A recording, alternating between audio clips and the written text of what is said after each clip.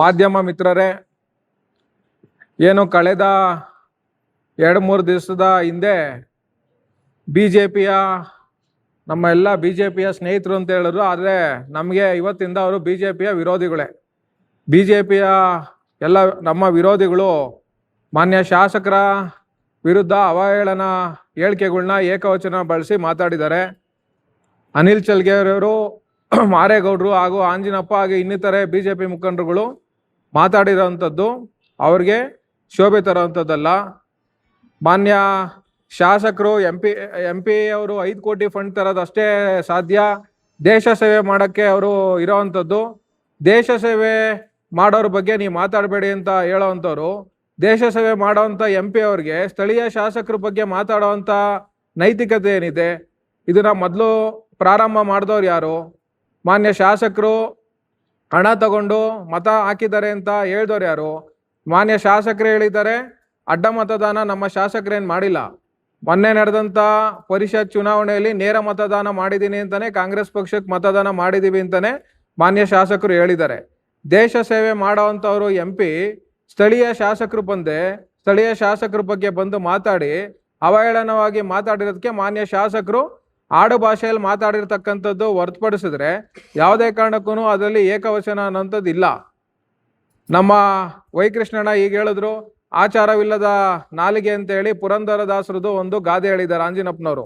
ಆ ಗಾದೆ ಬಹುಶಃ ಅವರೇ ಹೇಳ್ಕೊಂಡಿದಾರ ಗೊತ್ತಿಲ್ಲ.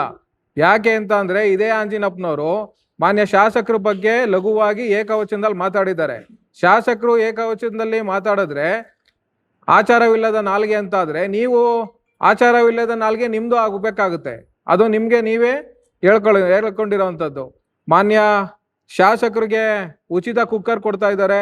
ಉಚಿತ ಕುಕ್ಕರ್ ಕೊಟ್ಟು ಓಟ್ ಬೇಕು ಅನ್ನೋವಂಥದ್ದು ಮಾಡ್ತಾ ಇದ್ದಾರೆ ಅಂತ ಅನಿಲ್ ಚಲ್ಗೇರಿ ಹೇಳಿದ್ದಾರೆ. ಇಡೀ ರಾಜ್ಯಾದ್ಯಂತ ಶಿವಮೊಗ್ಗ ಜಿಲ್ಲೆ ಇರ್ಬೋದು, ಇನ್ನಿತರೆ ಉತ್ತರ ಕರ್ನಾಟಕ ಜಿಲ್ಲೆ ಇರ್ಬೋದು, ಪ್ರತಿಯೊಂದು ಬಸ್ ನಿಲ್ದಾಣ, ರೈಲು ನಿಲ್ದಾಣಗಳಲ್ಲಿ ಇವತ್ತು ರಂಗೋಲಿ ಬಗ್ಗೆ ಮಹಿಳೆಯರು ಚರ್ಚೆ ಮಾಡುವಂಥದ್ದಾಗಿದೆ. ಸ್ವಾವಲಂಬಿಕವಾಗಿ ಬದುಕಬೇಕು ಅನ್ನೋ ಉದ್ದೇಶದಿಂದ ಮಾಡ್ತಾ ಇರೋದು. ನಿಮ್ಮ MP ಅವರು ಇಲ್ಲಿಗೆ ಬಂದು ಒಂದು ದಿವಸನೂ ಒಬ್ಬರು ಮಹಿಳೆ ಬಗ್ಗೆ ಕೇರ್ ತಗೊಂಡಿದ್ದು ನೋಡಲಿಲ್ಲ.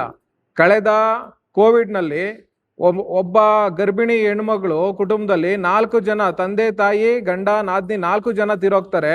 ಉಳ್ಕೊಂಡಿರ್ತಕ್ಕಂಥ ಒಬ್ಬಳೇ ಗರ್ಭಿಣಿ ಹೆಣ್ಮಗಳಿಗೆ ಮಾನ್ಯ ಶಾಸಕರು 4 ಲಕ್ಷ ಹಣ ಕೊಟ್ಟು ಆ ಒಂದು ಕುಟುಂಬಕ್ಕೆ ಗರ್ಭಿಣಿ ಹೆಣ್ಮಗಳ ಬಗ್ಗೆ ಒಂದು ಕೇರ್ ತಗೊಂಡು ಆ ಹೆಣ್ಮಗಳ ಪರ ನಿಂತ್ಕೊಂತಾರೆ. ಇದು ಶಾಸಕರ ಒಂದು ಹೆಣ್ಮಗಳಿಗೆ ಕೊಡ್ತಾ ಇರ್ತಕ್ಕಂಥ ಗೌರವ. ನೀವು ಇದುವರೆಗೂ ಯಾರಿಗೂ ಮೊನ್ನೆ 20,000 ಜನ ಸಂಖ್ಯೆಯಲ್ಲಿ ಮಾನ್ಯ ಶಾಸಕರು ಓಪನ್ ಆಗಿ ಕೇಳಿದ್ರು, ಯಾರಿಗಾದ್ರೂ 5,000 ರೂಪಾಯಿ ಕೊಟ್ಟಿದಾರ ಅಂತ. 20,000 ಜನ ಇದ್ರು, ಯಾರು ಒಬ್ರು ಕೈ ಎತ್ತಲಿಲ್ಲ. ಹಾಗಾಗಿ ಲಘುವಾಗಿ ಮಾತಾಡೋವಂಥದ್ದು ನೀವು ಬೇಡ. ಧರ್ಮಸ್ಥಳಕ್ಕೆ ಬನ್ನಿ, ಆಣೆ ಪ್ರಮಾಣ ಮಾಡಿ ಅಂತ ಹೇಳಿದ್ದಾರೆ ಅನಿಲ್ ಚಲ್ಗೇರಿ ಅವರು. ಧರ್ಮಸ್ಥಳಕ್ಕೆ ನಾವು ನಮ್ಮ ಶಾಸಕರನ್ನ ಕರ್ಕೊಂಬರ್ತೀವಿ, ನೀವು ನಿಮ್ಮ ಶೋಭಾ ಕರಂದ್ಲಾಜೆ ಅವ್ರನ್ನ ಕರ್ಕೊಂಬನ್ನಿ. ಧರ್ಮಸ್ಥಳದಲ್ಲಿ ಮಾನ್ಯ ಶಾಸಕರು ಹಣ ತಗೊಂಡಿದ್ದಾರೆ ಅಂತೇಳಿ ನೀವು ಪ್ರಮಾಣ ಮಾಡಿ. ನಾವು ನಮ್ಮ ಶಾಸಕರಿಂದ ಹಣ ತಗೊಂಡಿಲ್ಲ, ಅಭಿವೃದ್ಧಿಗೆ ಕೊಟ್ಟಿರ್ತಕ್ಕಂಥ ಒಂದು ಅನುದಾನಕ್ಕೋಸ್ಕರ ಕಾಂಗ್ರೆಸ್ ಪಕ್ಷಕ್ಕೆ ಮತ ಹಾಕಿದೀವಿ ಅಂತ ನಾವು ಹಣೆ ಮಾಡಿಸ್ತೀವಿ. ನೀವು ಕರ್ಕೊಂಬಂದು ನೀವೇ ಡೇಟ್ ಫಿಕ್ಸ್ ಮಾಡಿ.